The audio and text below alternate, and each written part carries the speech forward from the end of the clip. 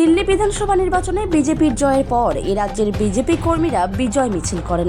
এদিন ইসলামপুর শহর মণ্ডল কার্যালয় থেকে ব্যান্ড পার্টি সহকারে বাজি ফাটাতে বিজয় মিছিল করেন। বিজেপি কার্যালয় শিবডাঙ্গি পাড়া থেকে এই মিছিল ইসলামপুরের বিভিন্ন এলাকায় পরিক্রমা করে দলীয় কার্যালয়ে এসে মিছিল শেষ হয়। তাপস বিশ্বাস, উত্তর দিনাজপুর জেলা বিজেপির সাধারণ সম্পাদক বলেন, এই রায় বিজেপি কর্মীরা উচ্ছ্বসিত।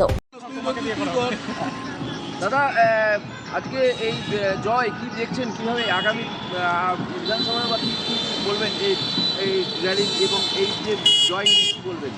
দেখুন, দীর্ঘদিন পর ভারতীয় জনতা পার্টি দিল্লির আর বিধানসভা নির্বাচনে জয়লাভ করলো। স্বাভাবিকভাবেই কর্মী সমর্থকরা উজ্জীবিত এবং চোরে চোরে মাস্তাতো ভাই, অর্থাৎ আজকে যে দুর্নীতিগ্রস্ত সরকার দিল্লিতে চলছিল সেই সরকারকে হারানোর বার্তা সেখানকার সাধারণ মানুষ তাদের নির্বাচনের ফলের মাধ্যমে দেখিয়ে দিল।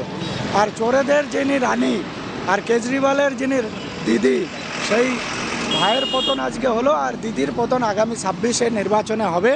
আর সেই বার্তা কিন্তু দিল্লির মানুষ আজকে দিয়ে দিয়েছে এবং পশ্চিমবাংলার মানুষ কিন্তু আজকে দিল্লিকে দেখে শিক্ষা নেবে। আগামীতে যাতে এই বিধানসভা যে নির্বাচন সামনে 26-এর সেই নির্বাচনে পশ্চিমবাংলার এই দুর্নীতিগ্রস্ত মমতা ব্যানার্জি সরকারের পতন অনিবার্যভাবে হবে। আমাদের পার্টি অফিস থেকে মিছিল শুরু হয়েছে আর সামনে পেট্রোল পাম্প অব্দি যাবে, এটুকু থেকে শেষ করবো আমরা। এই জয়টা কতখানি উজ্জীবিত আপনারা? ভীষণভাবে উজ্জীবিত। আজকে গোটা পশ্চিমবাংলা বিভিন্ন জায়গাতে ভারতীয় জনতা পার্টির কর্মী সমর্থকরা স্বতঃস্ফূর্তভাবে রাস্তায় নেমেছে।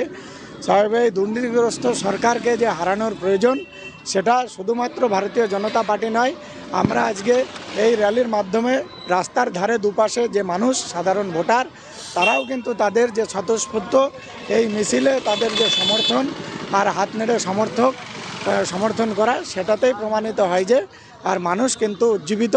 মানুষ এই রায়ের ফলে আর পশ্চিমবাংলার যে পরিবর্তন, সেই পরিবর্তনের সিদ্ধান্ত তারা আরও কঠিনভাবে নেবে। আপনার নাম এবং তাপস বিশ্বাস, সাধারণ সম্পাদক, উত্তর দিনাজপুর জেলা বিজেপি।